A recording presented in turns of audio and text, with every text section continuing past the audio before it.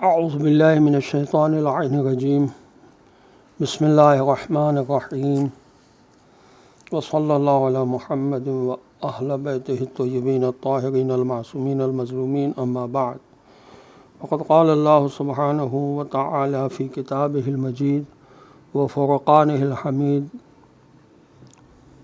وقولہ الحق وهو اصدق الصادقین۔ بسم اللہ الرحمن الرحیم۔ لأقطعن أيديكم وأرجلكم من خلاف ثم لأصلبنكم أجمعين قالوا إنا إلى ربنا منقلبون۔ صدق اللہ العلی العظیم۔ السلام علیکم ورحمۃ اللہ وبرکاتہ۔ اللہ تبارک و تعالیٰ کا شکر ہے کہ آج کی چھٹی اور ساتویں دو آیتیں میں نے تلاوت کی ہیں خدا کے فضل و کرم سے۔ پہلی آیت 124 کا ترجمہ یہ ہے کہ میں تمہارے ہاتھ پاؤں مخالف سمتوں سے کٹوا دوں گا اور پھر تم سب کو سولی پر بھی چڑھاؤں گا۔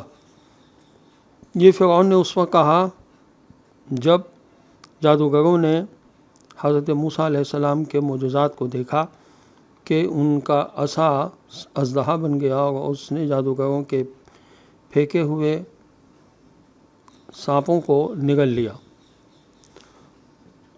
تو قرآن کہتا ہے کہ سورہ اعراف کی آیت نمبر 25 میں قالوا انا الی ربنا منقلبون، وہ سب بولے جادوگر بے شک ہم اپنے پالنے والے مالک کی طرف لوٹنے والے ہیں، یعنی اب ہمیں کوئی خطرہ نہیں، ہمیں کوئی ڈر نہیں، ہم ایمان لے آئے، ہم نے معجزہ دیکھ لیا، اب ہمیں کوئی پرواہ نہیں کہ تو ہمارے ساتھ کچھ بھی کرے، ہمیں جانا تو بہرحال اپنے مالک کی بارگاہ ہی میں ہے۔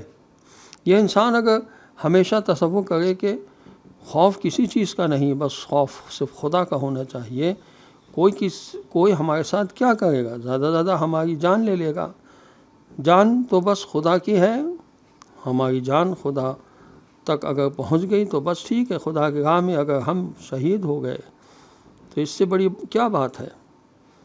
اب یہاں یہ جو لأقطعن کا لفظ استعمال کیا ہے خداوند عالم نے، تفسیر مجموع البیان اور تفسیر انوار النجف نے لکھا کہ فرعون نے جادوگروں کو ایک طرف کا ہاتھ اور دوسری طرف کا پیر کاٹنے کی دھمکی دی، چنانچہ اس نے ایسا ہی کیا، لیکن جادوگروں نے فرعون کے اس چیلنج اور ڈرانے دھمکانے کی مطلقاً پرواہ نہ کی۔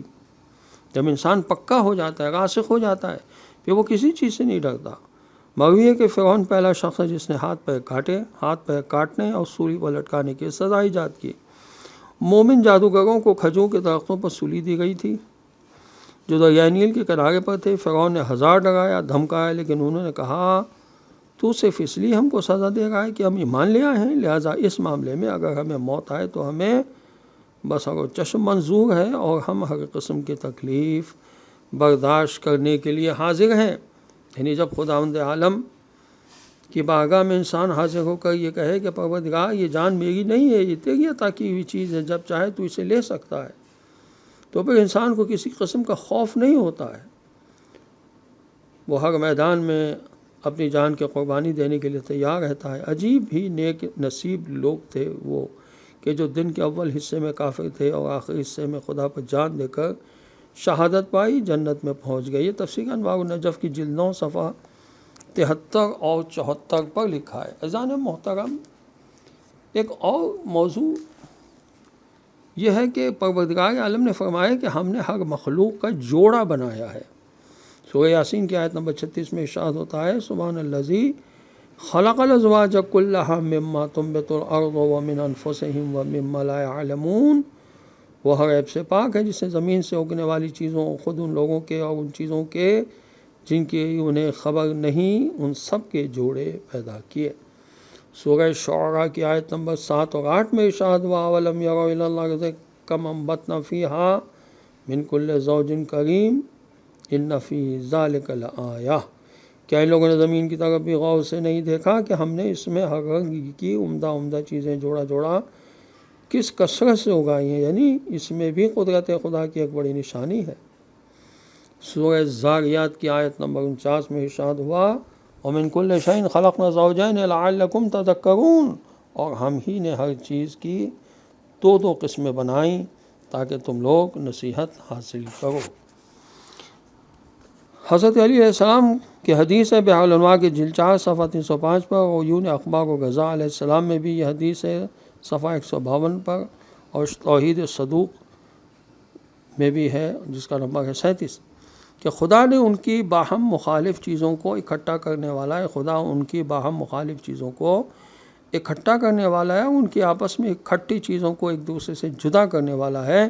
وہ چیزیں اپنی تفریق و جدائی کی وجہ سے اپنے جدا کرنے والے پر اور باہمی گٹھجوڑ کی بنا پر اپنے اکٹھا کرنے والے کی ذات پر دلالت کرتی ہیں۔ اسی بنا پر خداوند تعالیٰ فرماتا ہے وَمِن كُلِّ شَيْءٍ خَلَقْنَا زَوْجَيْنِ لَعَلَّكُمْ تَذَكَّرُونَ، یعنی ہم ہی نے ہر چیز کی دو دو قسمیں بنائی ہیں تاکہ تم لوگ نصیحت حاصل کرو۔ یہ سورہ ذاریات کی آیت نمبر 49 کا ترجمہ ہے۔ اور حضرت علی علیہ السلام فرماتے ہیں، یہ حدیث بحار الانوار کے جلد 4 صفحہ 248 پر موجود ہے، کہ اس نے تمام اشیاء کے لیے وقت مقرر فرمایا ہے اور ان کی مختلف چیزوں کے درمیان الفت کا رشتہ جوڑ دیا ہے، انہی غرائز کا حامل قرار دیا ہے، انہیں غرائز کا حامل قرار دیا اور ان کے لیے ڈھانچے مقرر کر دیے ہیں۔ حضرت علیہ السلام کا ارشاد ہے بحار الانوار کے جلد 10 صفحہ 316 پر، خداوند تبارک و تعالیٰ نے کسی چیز کو اکیلا و قائم بالذات پیدا نہیں کیا کہ کسی کو کسی کی ضرورت نہ ہو، اس سے اس نے اپنی ذات اور اپنے وجود کی اسبات کے لیے دلیل قائم کر دی ہے۔ پس خداوند متعال ہی اکیلا اور واحد ہے، اس کے ساتھ کوئی دوسرا نہیں جو اسے قائم کرے یا اس کا دست و بازو بنے یا اسے وجود میں لائے، جبکہ مخلوق خدا کے حکم و مشیت کے تحت ایک دوسرے کا دست و بازو تھامے ہوئے ہے۔ حضرت رسول خدا صلی اللہ علیہ وسلم کی حدیث ہے بحار الانوار کی جلد 9 صفحہ 262 پر فرمایا، اور یہ جو چیزیں ہم دیکھ رہے ہیں ایک دوسرے کے محتاج ہیں، ان کے وجود کا رشتہ ایک دوسرے کے اتصال سے ہی برقرار و بحال ہے۔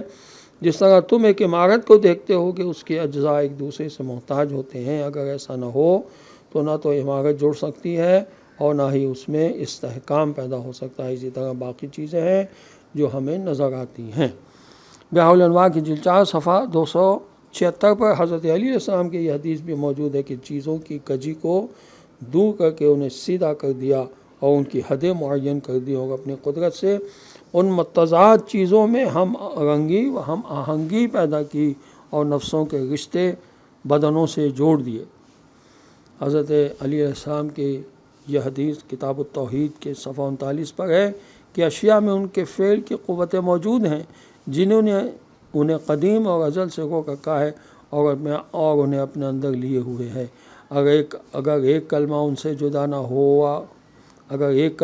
جدا نہ ہوتا جو اپنے جدا کرنے والے پر دلالت کرتا ہے اور علیحدہ کرنے والے کی نشاندہی کرتا ہے، تو عقلوں کے لیے ان کے پیدا کرنے والے کی کوئی بات روشن نہ ہوتی۔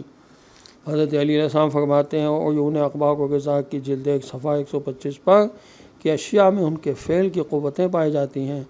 اگر ایک کلمہ ان سے جدا نہ ہو جاتا جو اپنے جدا کرنے والے پر دلالت کرتا ہے اور علیحدہ کرنے والے کی نشاندہی کرتا ہے، تو عقلوں کے لیے ان کے پیدا کرنے والے کی کوئی بات روشن اور واضح نہ ہو پاتی۔ عزیزان محترم، آج کسی حد تک میرا مصروف دن گزرا، اور وہ اس وجہ سے کہ شب میں میری ہمشیرہ کا انتقال ہو گیا تھا۔